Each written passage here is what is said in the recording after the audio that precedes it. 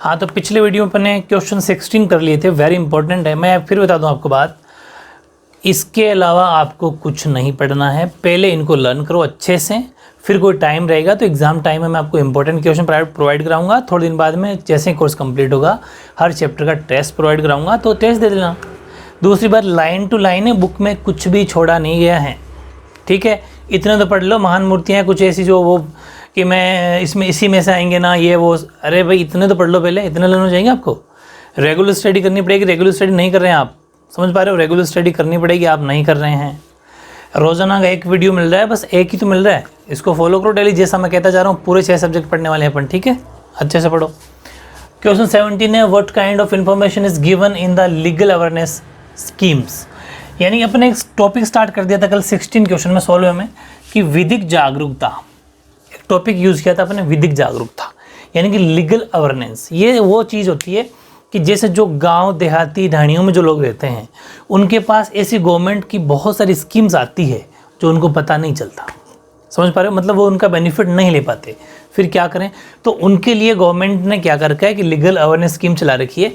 इसके माध्यम से, इसकी हेल्प से उन सबको बताया जाता है कि इस फील्ड में, चाहे वो वुमेन से हो, चाहे वो चिल्ड्रन से, बच्चों से हो, चाहे वो बूढ़ों से हो, चाहे बुजुर्ग, कोई सी भी स्कीम्स हो, है ना, वो उनको बताई जाती है। चाहे वो विकलांगों से हो, शेड्यूल कास्ट का हो, शेड्यूल ट्राइब का हो, इन सबको ये बताया जाता है कि आपके लिए ये स्कीम्स है, समझ पा रहे हो? उसे बोलते हैं विधिक जागरूकता, समझ गए? Legal awareness. तो ये वही क्वेश्चन है कि विधिक जागरूकता लीगल अवेयरनेस में कौन कौन सी योजनाओं की जानकारी दी जाती है। What kind of information is given in the legal awareness schemes. तो देखो वेरी इजी है, लिख देना जन कल्याणकारी योजनाएं, लाइक गरीबी रेखा से जो नीचे जीवन यापन करते हैं वो लोग, अनुसूचित, अच्छा गरीबी वाले सुना होगा, बीपीएल जिसे बोलते हैं short, below poverty line, below poverty short में बीपीएल बोला जाता है। जो बीपीएल में आते हैं उनके लिए स्कीम बताई जाती है इसमें। शेड्यूल कास्ट का मतलब होता है अनुसूचित जाति, शेड्यूल ट्राइब्स का मतलब अनुसूचित जनजाति, फिर अपना हो गया आदिवासी, फिर विकलांग, श्रमिक, वृद्धजन, महिलाएं, बालक, इन सब की आदि की जानकारी दी जाती है, समझ गए? यानी कि शेड्यूल ट्राइब्स हो, डिसेबल वर्कर्स हो, एजेड पीपल हो, women, children etcetera provide information to legal awareness by the, ठीक है। तो काफ़ी इजी है, ये लिख देना। फिर 18वां क्वेश्चन देखो, अपने पिछले क्वेश्चन पढ़े थे उनके अंदर अपने कुछ पढ़ा था, जो पढ़ा था इनका कंज्यूमर का, कि अपन कंज्यूमर किस किस लेवल में, तो डिस्ट्रिक्ट, स्टेट, देन नेशनल, ठीक है। उसके बाद में कोई दिक्कत रह जाए तो सुप्रीम कोर्ट, ये बातें पढ़ी थी। लेकिन यहाँ पर देखो, इसने पूछा कि विधिक सेवा प्राधिकरण के संस्थान कितने हैं, है ना, statutory services of legal services authorities, तो कितनी अथॉरिटीज़ है? तो यहाँ पर अथॉरिटी तो वही है सेम, लेकिन एक ज़्यादा और नीचे लेवल पर आ गई। ये राष्ट्रीय स्तर, उसमें भी राष्ट्रीय स्तर था, नेशनल स्तर पे था नेशनल लीगल सर्विस अथॉरिटी, राष्ट्रीय विधिक सेवा प्राधिकरण। फिर राज्य आता था, बिल्कुल सही है, उसमें भी स्टेट आता था।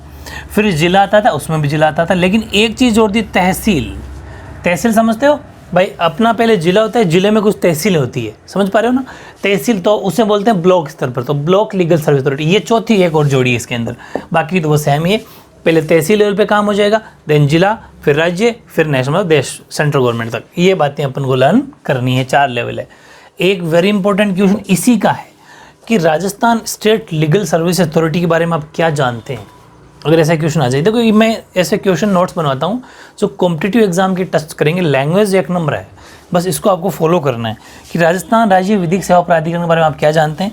तो आप ये लिखेंगे, इस स्थापना एस्टेब्लिशमेंट की बात करें तो 1987 में इसकी स्थापना हुई थी। इसका मुख्यालय हेडक्वार्टर और राजस्थान उच्च न्यायालय भवन, जो राजस्थान उच्च न्यायालय भवन है जयपुर वाला, ठीक है। देखो अपने हाई कोर्ट की 2 ब्रांच है, एक जोधपुर में इसकी ब्रांच है, आपको उस पर नहीं जाना। मैंने आपको हाई कोर्ट में जब हाई कोर्ट पढ़ाऊँगा उस चैप्टर के अंदर, तब आपको ये बातें मैंने बता दी होगी। तो यानी कि राजस्थान उच्च न्यायालय भवन जो जयपुर के अंदर है, हेडक्वार्टर इसका Rajasthan high court at Jaipur, ठीक है। कार्यकारी अध्यक्ष यानी कि एग्जीक्यूटिव चेयरमैन कौन होते हैं? वो होते हैं मुख्य न्यायाधीश। मुख्य न्यायाधीश होगा एक तो चीफ जस्टिस किसका? हाई कोर्ट का। दूसरा राजस्थान उच्च न्यायालय के जो सीनियर न्यायाधीश होते हैं, जो वरिष्ठ न्यायाधीश होते हैं, यानी कि जो सीनियर जजेस ऑफ राजस्थान हाई कोर्ट, वो इसके एग्जीक्यूटिव चेयरमैन होंगे, यानी इसके कार्यकारी अध्यक्ष होंगे। मतलब ये ऐसा मान लो कि ये इनकी देख रेख करेंगे, इनके ऐसा मान लो जैसे टीचर स्कूल के अंदर प्रिंसिपल होता है, वैसे बड़े सबसे बड़े प्रिंसिपल होते हैं, वैसे इनमें मुख्य न्यायाधीश होंगे और ये राजस्थान हाई कोर्ट के न्यायाधीश होंगे।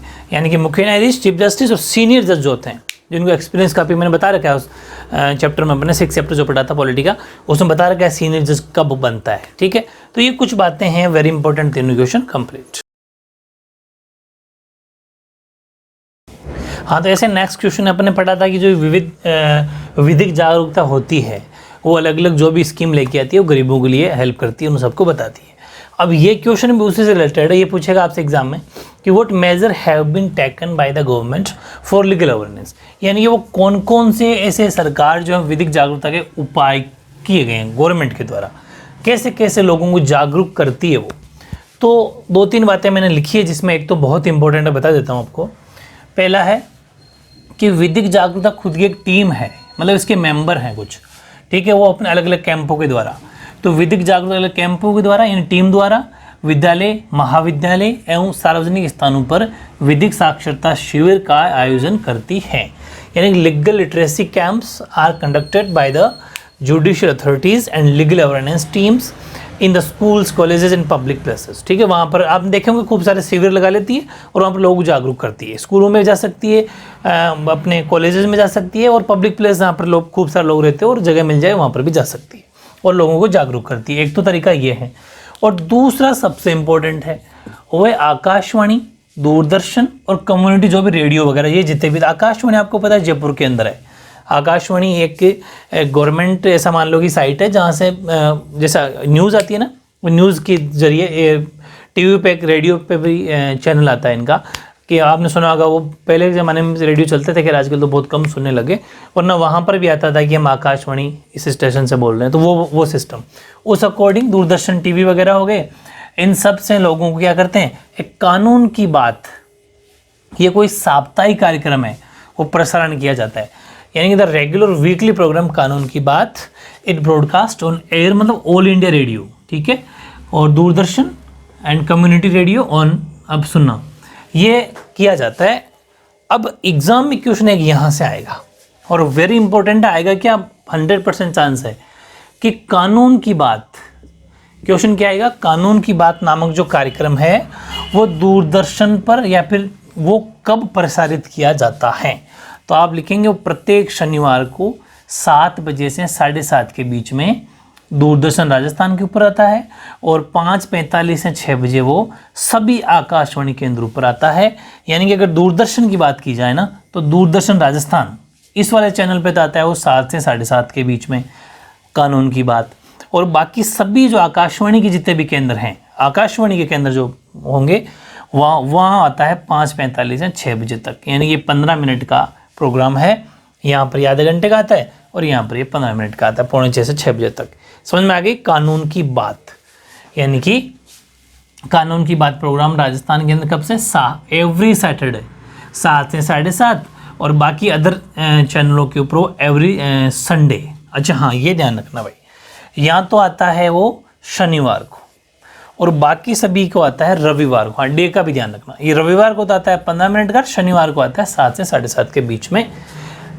ज़रूर ध्यान रखना, ये एग्ज़ाम के अंदर क्वेश्चन आने के 100% चांस है कि जो कानून की बात है वो प्रोग्राम कब, तो आप शनिवार को तो लिखेंगे 7 से 7:30 के बीच में राजस्थान दूरदर्शन पर, और फिर पूछेगा तो एक ही बार कब आता है, लेकिन आपको दोनों बातें लिखनी है, एक तो वो और दूसरा एक देना कि हर संडे, एवरी संडे, हर रविवार को वो 5:45 से 6 बजे तक आता है सभी चैनल पर। ठीक है, वेरी वेरी इंपॉर्टेंट यहाँ से क्वेश्चन आएगा। अब एक क्वेश्चन और है कि राजस्थान जो राज्य सरकार है, स्टेट गवर्नमेंट जो है, उसके द्वारा चलाई जा रही कौन कौन सी ऐसी योजनाएं हैं, the various schemes run by state government of Rajasthan, वो कौन कौन से वर्कर्स के लिए या लोगों के लिए, ठीक है, हित के लिए, पब्लिक कल्याण के लिए कौन कौन सी ऐसी योजनाएं चला रही है।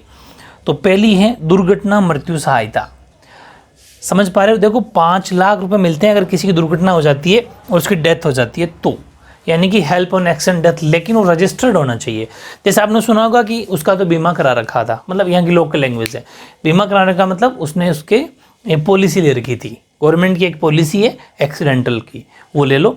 वो अगर किसी का डेथ हो जाती है एक्सीडेंट में तो उसके पेरेंट्स को 5 लाख रुपए मिलते हैं, लेकिन वो वर्कर कैसे होने चाहिए, पंजीकृत होना चाहिए, मतलब कि उसका पहले से वहाँ पर रजिस्ट्रेशन होना चाहिए।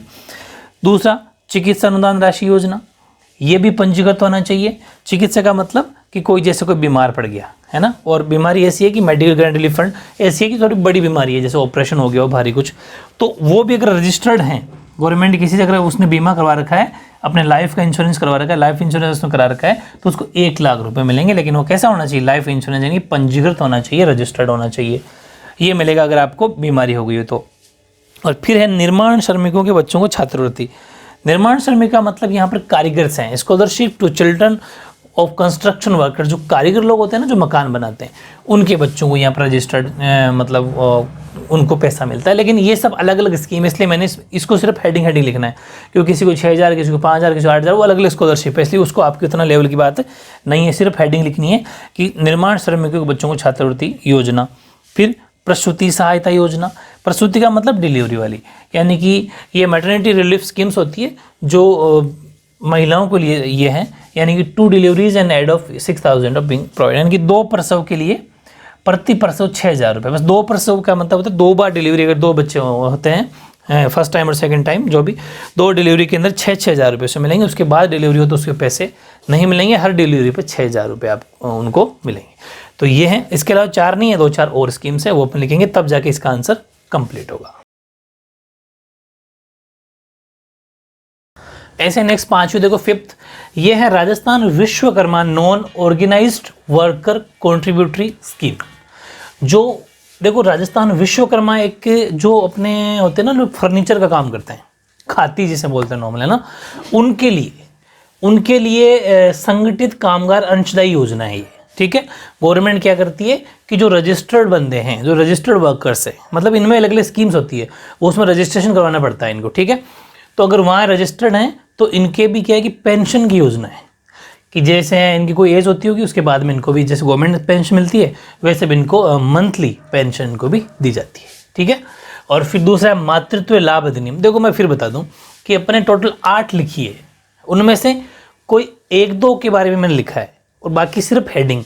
तो एग्जाम में अगर आए ना कि राजस्थान सरकार की कौन कौन सी स्कीम्स है, तो वहाँ पर आपको सिर्फ ये 7, 8 या 5-6 याद कर लेना, सिर्फ नाम लिखने हैं उनके। ठीक है, बट ये जो मैंने किसी को ये से लिखा ना पूरा, ये क्या एग्जाम में आ सकती है अलग से 2 मार्क्स में, कि एंटी कॉपिंग एक्ट क्या है, मतलब ये जो नकल विरोधी कानून क्या है, या फिर द मैटरनिटी बेनिफिट एक्ट 1961, यानी कि 1961 का जो मातृत्व लाभ अधिनियम है वो क्या है, इसलिए इनको फुल लिखा है।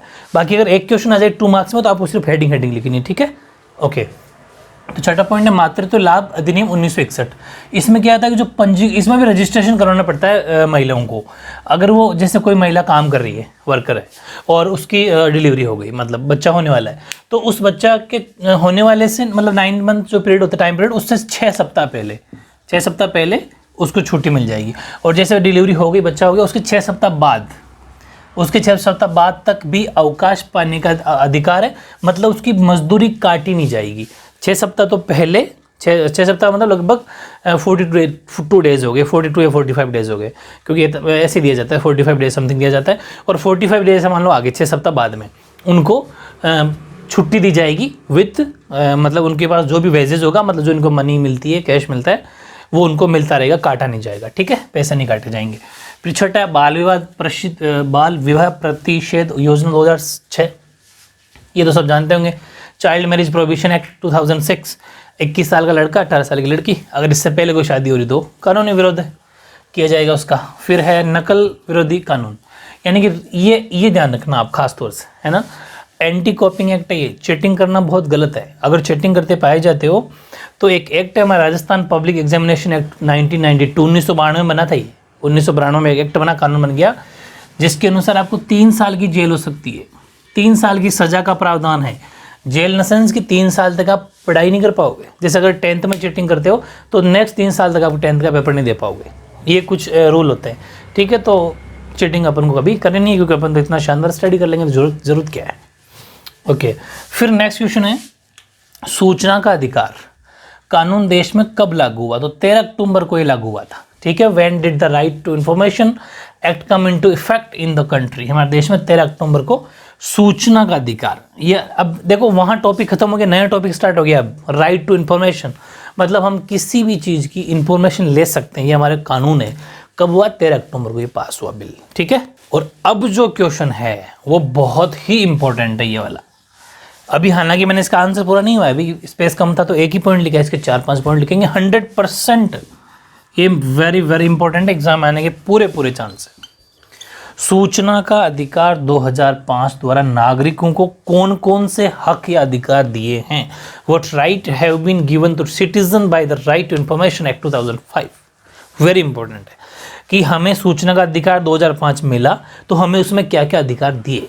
पहला तो ये दिया कि हर भारत का जो भी नागरिक है, हर नागरिक, एवरी सिटीजन को ये अधिकार हैं कि वो राज्य सरकार यानी स्टेट गवर्नमेंट और केंद्र सरकार यानी सेंट्रल गवर्नमेंट के किसी भी विभाग यानी डिपार्टमेंट या ऑफिस कार्यालय से वह सूचना प्राप्त कर सकता है। Every citizen has a right to get information from any department and office या फिर और office of the state as well as central government. यानी कि जैसे केंद्र सरकार में व्यवस्था वो राज्य सरकार में, आपका मन हो गया कि मुझे इस ऑफिस या डिपार्टमेंट के बारे में नॉलेज करना चाहिए तो आप उसकी इंक्वायरी निकलवा सकते हो। ठीक है, ये आपको हक है, उसके बारे में आप जानकारी ले सकते हो। ये आपको पूरा, एक तो ये अभी और बताऊंगा 4-5 वेरी इंपॉर्टेंट है। ठीक है, ऐसे ही सेकंड पॉइंट आपका, any citizen can see a document और record and can takes certified copy of the document वाला नहीं दिख रहा, इंग्लिश वाला एडजस्ट कर लेना। यानी कि कोई भी नागरिक दस्तावेज या रिकॉर्ड देख सकता है और उन दस्तावेजों की एक फोटोकॉपी, प्रमाण प्रति का मतलब एक फोटोकॉपी अपने पास से ले सकता है। जैसे आप कोई गवर्नमेंट ऑफिस में गए, वहाँ पर कोई अधिकारी की आप देखना चाहते हो डिटेल, ठीक है, तो आप देख सकते हो, वहाँ आप उसको डॉक्यूमेंट या उसकी नॉलेज आपको प्रोवाइड करा दी जाएगी। वैसे बेसिकली बोर्ड पे भी लिखी होती है आजकल तो। ठीक है, तीसरा, कंप्यूटर सीडी या फ्लॉपी में भी सूचना ले सकते हो।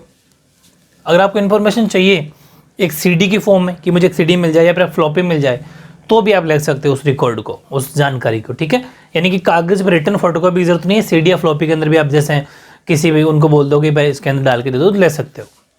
फिर चौथा है मजदूरी के मस्ट्रोल। ये जो लोग को ना मजदूरी जो करते हैं, लोग काम करते हैं, जैसे गवर्नमेंट स्कीम लाती है तो आप देखो मनरेगा जो स्कीम चलती है ना, गाँव के अंदर चलती है, वहाँ पर लोग क्या होते हैं मस्ट्रोल भराते हैं, उनसे जो भी 200-150 कुछ रुपये मिलते होंगे तो वो उनको मस्ट्रोल जो होते हैं, मजदूरी के मस्ट्रोल, वो देख सकते हैं। कैश बुक देख सकते हैं। कैश बुक का मतलब होता है कि कितने पैसे उनके, मतलब कैश बुक डिटेल देख सकते हैं, कितने कितने पैसे आए, कितने घटे। और मस्ट्रोल भी देख सकते हैं कितने रुपए आएंगे, जैसे पर डे चार्ज होता होगा कुछ, वो ये सब योजनाएं आदि की जानकारी ले सकेगा।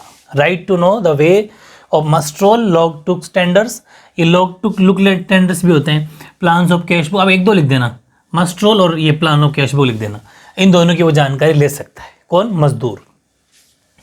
काम में आने वाली सामग्री के नमूने ले सकेगा। जो काम में आएगी उस सामग्री के नमूने का मतलब होता है sample of material use in work can be takes. जैसे कोई कारीगर है, वो मकान बनाने के लिए आया तो वो देख सकता है कि सीमेंट कौन सी यूज़ हो रही है, बिकॉज देखो कल को मकान बनेगा तो उस पर आएगी, इसलिए वो देख सकता है कि जो मैं मटेरियल यूज़ कर रहा हूँ उसका सैंपल वो देख सकता है। ये भी उसका हक है। ये था, कोई 3-4 पॉइंट लिख देना, 4-5 पॉइंट याद कर लेना, वेरी इंपॉर्टेंट क्वेश्चन है लेकिन, है ना।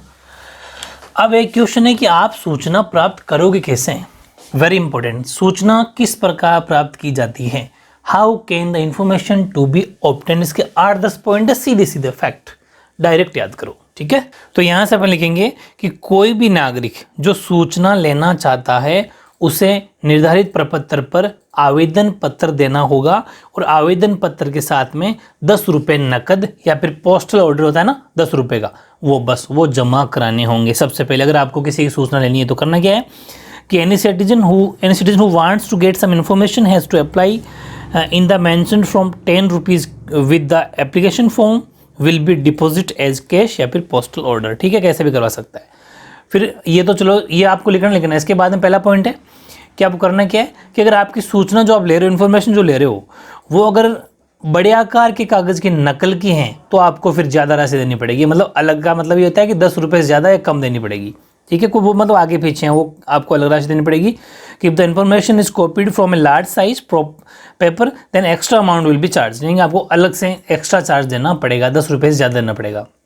या फिर आप चाहते हो कि मुझे सीडी या फ्लॉपी मिले, ठीक है, सीडी या फ्लॉपी लोगे तो आपको 50 रुपये जमा कराने पड़ेंगे। ठीक है, नेक्स्ट है फोटोकॉपी। आपको उसमें जितने भी पेज निकल के आएंगे तो 2 रुपये प्रति फोटोकॉपी आपको देनी होगी। गवर्नमेंट चार्ज है फिक्स, ठीक है, नियम कायदा है फिक्स, 2 रुपये का आपको पर पेज फोटोकॉपी आपका चार्ज लगेगा।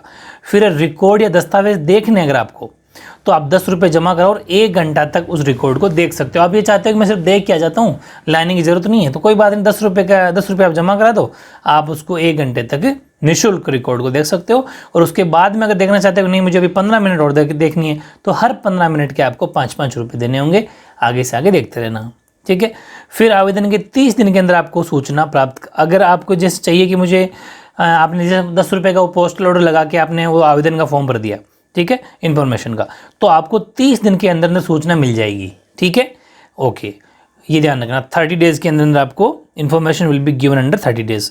फिर आवेदन के 30 दिन से मिल जाएगी। फिर व्यक्ति के जीवन या स्वतंत्रता के बारे में 48 घंटे में सूचना प्राप्त कर सकेगा। लेकिन आपको अगर किसी के लाइफ के बारे में जानना है कि भाई person will be able to get information about life या फ्रीडम अंडर, तो फिर वो आपको 48 घंटे में मिल जाएगी। भाई कैसे कि कोई किसी ज़िंदगी के बारे में कोई सवाल हो, कोई क्वेश्चन हो सकता है, इंपॉर्टेंट क्वेश्चन, ठीक है, तो उसके बारे में अगर आपको जानना हो तो वो न्यूज़ 30 दिन के लिए वेट करना नहीं पड़ेगा आपको, उसके लिए तो आपको 48 घंटे के अंदर अंदर न्यूज़ मिल जाएगी, ठीक है। और फिर सहायक सूचना अधिकारी 35 दिन में सूचना मंगवा कर देगा। 30 दिन मिल जाएगी और 35 दिन के अंदर अंदर आपको वो जो अधिकारी होंगे वहाँ के सहायक सूचना अधिकारी यानी कि असिस्टेंट इन्फॉर्मेशन ऑफिसर आपको will give the information under 35 days के अंदर आपको लाके दे देंगे, मंगवा कर दे देंगे। फिर समय अवधि के अंदर सूचना न मिले पर आप सूचना देने से इनकार माना जाएगा। अगर 30 दिन के अंदर अंदर नहीं मिली या फिर 35 दिन लास्ट आपने ऑफिसर का वेट कर लिया, नहीं मिली ना, तो फिर अपने आप अपन क्या सोचेंगे, अपने सोचेंगे कि if information is not provided in stipulated period it will be taken refusal to give the information, ठीक है। तो फिर अपन ये सोचेंगे कि इन्होंने इस एक तरीके से इंफॉर्मेशन देने से इनकार कर दिया। अब इसका भी एक रूल है, अगर आपको इन्फॉर्मेशन नहीं मिली 30 दिन के अंदर अंदर और उन्होंने नहीं दी, जानबूझकर नहीं दी कोई, तो उनके ऊपर कुछ पैसा चार्ज लगेगा, जैसे 250 रुपये रोजाना के लेके 25,000 तक का जुर्माना है। वो किस पर लगेगा, वो अधिकारी पर लगेगा, जो आपको ऑफिसर है ना, उन्होंने न्यूज़ नहीं दी ना, उनके 250 रुपये पर डे के हिसाब से, या फिर 25,000 तक कुल उनके पैसा चार्ज लग सकता है, उनके लगेगा, ठीक है। चालान है वो आपको लिखने की जरूरत नहीं है, तो 7-8 पॉइंट अपन को लिखने हैं, ठीक है। अब ऐसा नहीं कि सारी इन्फॉर्मेशन आपको मिल जाएगी, ध्यान रखना, ऐसे बतंगड़ मत बना लेना, कुछ ऐसी इन्फॉर्मेशन जो आपको नहीं मिलेगी, यानी information can not be granted, यानी कि ऐसी इन्फॉर्मेशन जो आप सूचना नहीं ले सकते, वो कौन कौन सी है। पहली कि अगर कोई राज्य की सुरक्षा संबंधी कोई सूचना है ना, स्टेट सिक्योरिटी इन्फॉर्मेशन, वो आप नहीं ले सकते।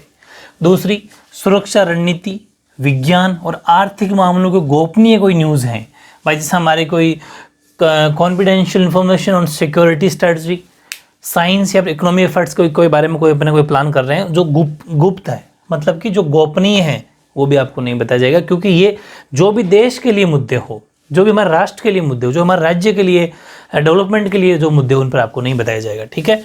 तीसरा, विदेशों से कोई अगर अपन को कुछ न्यूज़ ले रहे हैं, विदेशों से प्राप्त होती है ना, विदेशों से प्राप्त गोपनीय सूचनाएं, जैसे हमारे एक देश दूसरे देश के में कैसे रिलेशन है, क्या क्या अपन कोई गुप्तचर बातें करते हैं दो देश आपस में, ठीक है, वो भी आपको नहीं इन्फॉर्मेशन दी जाएगी। Confidential information received from abroad नहीं दी जाएगी। चौथा, गुप्तचर ब्यूरो जो होते हैं, ठीक है, जैसे अपन इंटेलिजेंस ब्यूरो बोलते हैं ना, IB, इंटेलिजेंस ब्यूरो भी के संबंधित कोई भी न्यूज़ आपको नहीं दी जाएगी। सीमा सुरक्षा बल यानी कि बॉर्डर सिक्योरिटी फोर्स नहीं मिलेगा आपको, इसकी कोई इन्फॉर्मेशन नहीं मिलेगी। क्राइम यानी कि अपराध के बारे में न्यूज़ नहीं मिलेगी। और threat which is harmful towards security, और जो सुरक्षा के लिए जो भी मतलब खतरे की चीज़ है ना, उसकी न्यूज़ आपको नहीं दी जाएगी, ध्यान रखना। फिर जिससे हमारे कोई न्यायालय को यानी कि कोर्ट को, संसद यानी पार्लियामेंट को, विधानसभा के अगर अधिकार का कोई हनन होता हो, ऐसी कोई भी न्यूज़ आपको नहीं मिलेगी। Information due to which the rights of the court, parliament और विधानसभा वायलेंटेड, ये ऐसी न्यूज़ अपन को हमें पांचों की पांचों ऐसी इन्फॉर्मेशन अपन को नहीं मिलेगी, ठीक है, क्योंकि ये हमारे राष्ट्र के निर्माण के लिए यूज़ होती है। फिर नेक्स्ट क्वेश्चन देखो कि अपने एक बात पढ़ी थी अभी कि 30 दिन के अंदर अपन को सूचना मिल जाएगी, लेकिन अगर नहीं मिले तो क्या करना चाहिए। What should be done if the information is not received within the period of 30 days? फिर क्या करना चाहिए कि अगर 30 दिन के अंदर सुनवाई नहीं हुई तो फिर दूसरी अपील राज्य सूचना आयोग को करनी चाहिए। इस डिपार्टमेंट को अपन को फिर से दूसरी सूचना करनी है कि the first hearing is not held under 30 days then the second appeal can be made to state information authority. इसको अपने फिर से एक एप्लीकेशन देके फिर वो 10 रुपये का वही ऑर्डर लगा के फिर अपन देंगे कि हमने फर्स्ट जो इन्फॉर्मेशन दी थी उसकी हमें 30 डेज हो गए, हमें कोई इन्फॉर्मेशन नहीं आई, और उस जो फर्स्ट दी थी उसकी डिटेल अपन को भरनी पड़ेगी, कौन कौन सी डेट, रिसिप्ट वगैरह अपन को मिलती है, जो भी नंबर मिलेंगे और नंबर अपन उसमें डाल देंगे, और फिर सेकंड अपन को करनी चाहिए, तो अपन को उसका क्या होगा, वापस रिजल्ट मिल जाए। आपके नॉलेज के लिए ये क्वेश्चन मतलब एक इंफॉर्मेशन ऑफिसर से होते हैं, ये सूचना अधिकारी, कौन कौन से किस लेवल पर कौन सा अधिकारी होता है। ज़रूरी है लाइफ में आगे ऑफिसर आपको बनना है तो थोड़ा हौसला होना चाहिए और इस चीज़ को पता भी होना चाहिए, ठीक है। तो थोड़ा सा पढ़ लेना, एग्जाम में कोई क्वेश्चन आ सकता है, वैसे तो कम चांस है लेकिन पढ़ लेना। ये एक जैसे ग्राम पंचायत होती है, सबसे नीचे क्या होता है, गाँव, गाँव होती है ग्राम पंचायत। तो ग्राम पंचायत में होता है ग्राम सेवक या फिर सचिव बोलते हैं उसको, ठीक है। फिर आ जाते हैं अपन थोड़ा ऊपर गांव में पंचायत समिति। पंचायत समिति में होता है विकास अधिकारी यानी कि डेवलपमेंट ऑफिसर, और वो ग्राम सेवक या फिर सेक्रेटरी हो गया ग्राम पंचायत में। फिर आते हैं अपन जिला परिषद में, उसमें होता है चीफ एग्जीक्यूटिव ऑफिसर, मुख्य कार्यकारी अधिकारी। फिर नगर पालिका में होता है आधशासी अधिकारी यानी एग्जीक्यूटिव ऑफिसर। फिर राज्य सरकार द्वारा, जो स्टेट गवर्नमेंट होती है अपनी, स्टेट गवर्नमेंट राज्य सरकार द्वारा सहायता प्राप्त संस्था में होता है फिर वही मुख्य कार्यकारी अधिकारी, चीफ यानी the institution being given aid by state government, यहाँ तक है, उसका होता है चीफ एग्जीक्यूटिव ऑफिसर, ठीक है। फिर विश्वविद्यालय जो यूनिवर्सिटी होती है ना, यूनिवर्सिटी के अंदर होता है वाइस चांसलर, सुना होगा, कुल सचिव। फिर होता है सरकारी विभाग में विभागाध्यक्ष या अधीन वरिष्ठतम अधिकारी, ये खुद एक अधिकारी ऑफिसर की रैंक है। कोई भी डिपार्टमेंट हो, जो उसका अध्यक्ष विभाग अध्यक्ष होगा, भाई जैसे अपना स्कूल है, स्कूल में प्रिंसिपल होते हैं सबसे बड़े, उसके नीचे वाइस प्रिंसिपल मान लो, वैसे ही है कि एक सरकारी विभाग कोई सा भी, उसका जो विभागाध्यक्ष होगा, जो उसका चेयरमैन होगा, ठीक है, जो हेड होगा, उसके जस्ट वरिष्ठतम मतलब उनसे नीचे हो लेकिन वरिष्ठ होना चाहिए, सीनियर होना चाहिए, senior officer under the head of the department, government department, कोई सा भी गवर्नमेंट डिपार्टमेंट हो। एक होता है शासन सचिवालय, सुना होगा ना, शहर जयपुर में जैसे शासन सचिवालय, तो शासन सचिवालय में यानी कि इन गवर्नमेंट सेक्रेटरेट, उस सेक्रेटरेट के अंदर होता है सचिव प्रशासन सुधार विभाग, ये सुधार है, ठीक है, सचिव प्रशासन सुधार विभाग डिपार्टमेंट है। Secretary of administration reform department, एक डिपार्टमेंट है जहां से भी आप सूचना ले सकते हो। ये सब सूचना अधिकारी हैं, किस डिपार्टमेंट आपको जाना है, लेकिन वहां पर आपको ये पता करना है कि मुझे इस ऑफिसर से मिलना है, इस ऑफिसर से मिलना है, समझ पा रहे हो, उनसे अपन सूचना ले सकते हैं। ये सब ऑफिसर का आपको पता होना चाहिए। इस तरीके से ओवरऑल ये बहुत ही प्यारा सा चैप्टर 5 नंबर का, मैंने आपको कहा था बहुत इंपॉर्टेंट है, लाइफ में आगे फ्यूचर में बहुत काम आएगा, अपन ने आज कंप्लीट कर लिया। साथ के साथ पढ़ना, नोट्स बनाते रहना, तुरंत लर्न करना और अपना सेल्फ टेस्ट देते रहना। जल्दी फिर जैसे कोर्स कंप्लीट होगा फिर अपन टेस्ट आपको प्रोवाइड करा देंगे, ठीक है, ओके।